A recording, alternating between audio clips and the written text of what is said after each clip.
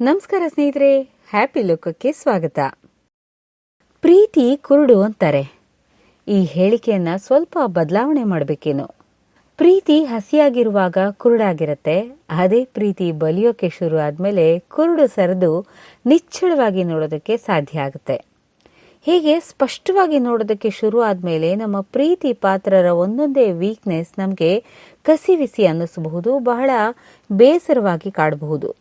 ಪ್ರೀತಿಯ ಹೊಸತನದಲ್ಲಿ ಎಲ್ಲಾ ಚಂದ, ಮಾತು ಚಂದ, ಮೌನ ಚಂದ, ನಗು ಚಂದ, ಮುನ್ಸು ಚಂದ.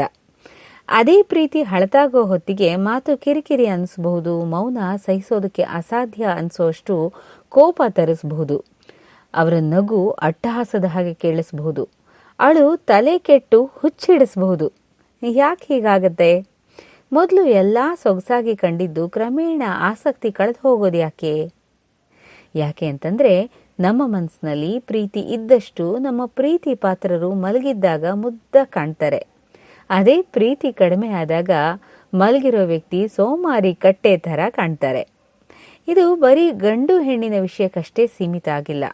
ತೀರಾ ಪುಟ್ಟ ಮಗುವಾಗಿದ್ದಾಗ ಆ ಮಕ್ಕಳನ್ನ ನಾವು ಮುದ್ದು ಮುದ್ದಾಗಿ ಮಾತಾಡಿಸೋಷ್ಟು ಬೆಳೆದು ದೊಡ್ಡವರಾದ ಅದೇ ಮಕ್ಕಳನ್ನ ಅಷ್ಟೇ ಪ್ರೀತಿಯಿಂದ ಮಾತಾಡಿಸೋದು ಬಹಳ ಕಡಿಮೆ.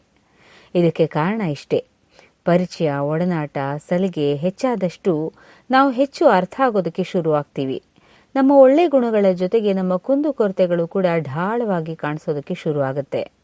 ನಮ್ಮವರ ನಿಧಾನ ಪ್ರಕೃತಿ, ಆತುರದ ಸ್ವಭಾವ, ಸಿಡುಕುತನ, ಚೇಷ್ಟೆ, ಕೋಪ ಇವೆಲ್ಲ ಒಬ್ಬೊಬ್ಬರ ವೀಕ್ನೆಸ್. ಇಂಥ ಯಾವುದೋ ಒಂದು ವೀಕ್ನೆಸ್ ನಮ್ಮ ಪ್ರೀತಿ ಪಾತ್ರದವರಲ್ಲಿದ್ರೆ ಅದನ್ನ ಮೊದಲು ಅರ್ಥ ಮಾಡಿಕೊಂಡು ಒಪ್ಕೊಳ್ಬೇಕು.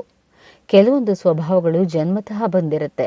ಅದನ್ನ ಅವರಷ್ಟೇ ದೃಢವಾಗಿ ನಿರ್ಧಾರ ಮಾಡಿ ಬದಲಾಯಿಸ್ಕೊಳ್ಬಹುದೇ ವಿನಃ ಪೂರ್ತಿಯಾಗಿ ನಾನೇ ಇದನ್ನ ಸರಿ ಮಾಡ್ತೀನಿ, ನಾನೇ ಅವರನ್ನ ಸರಿ ಮಾಡಿಸ್ತೀನಿ ಅನ್ನೋ ಹಠ ಬೇಡ. ಪ್ರೀತಿಯಿಂದ ನಿಮ್ಮ ಪ್ರೀತಿ ಪಾತ್ರರ ಮನಸ್ಸು ಗೆದ್ದು ಪರಸ್ಪರ ತಮ್ಮ ತಮ್ಮ ವೀಕ್ನೆಸ್ಗಳ ಬಗ್ಗೆ ಡಿಸ್ಕಸ್ ಮಾಡಿ. ಯಾಕೆಂದ್ರೆ ಇಲ್ಲಿ ಯಾರೂ ಪರ್ಫೆಕ್ಟ್ ಅಲ್ಲ.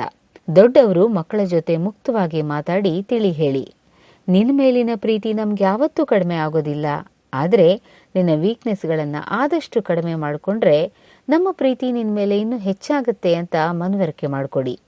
ನಮ್ಮವರ ವೀಕ್ನೆಸ್ಗಳನ್ನು ಲೆಕ್ಕ ಹಾಕೋ ಭರದಲ್ಲಿ ನಿಮ್ಮ ಮನಸ್ಸಿನಲ್ಲಿರುವಂತಹ ಪ್ರೀತಿ ಮಸುಕಾಗದೇ ಇರಲಿ.